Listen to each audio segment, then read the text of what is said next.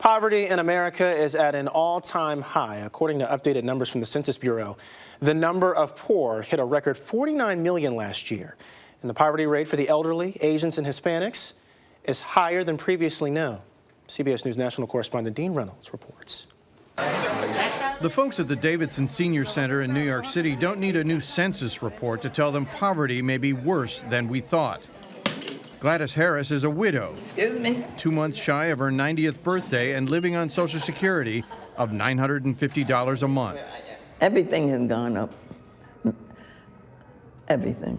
I'll just put it that way. She's talking about the cost of living, which was factored into this latest report, as much about increasing expenses as declining income. And by that measure, the elderly are much worse off. Under the revised calculation, the poverty rate among Americans over 65 went from 9% to 15.9%, or from 3.5 million to 6.2 million people.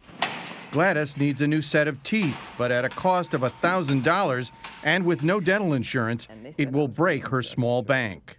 I have to pay cash. You have to pay cash for your new set of teeth. That's right. 81-year-old Korean War vet George Powell is grateful for his veterans' benefits, but still scrounges for money to keep his home warm.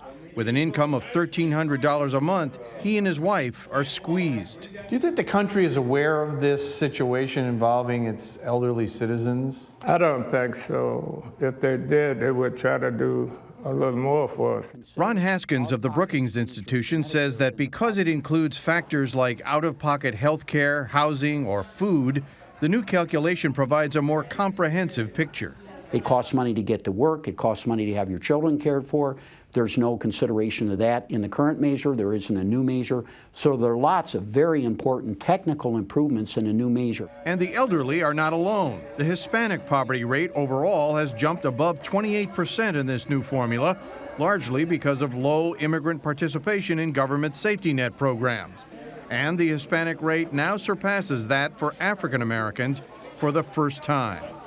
Dean Reynolds, CBS News, New York.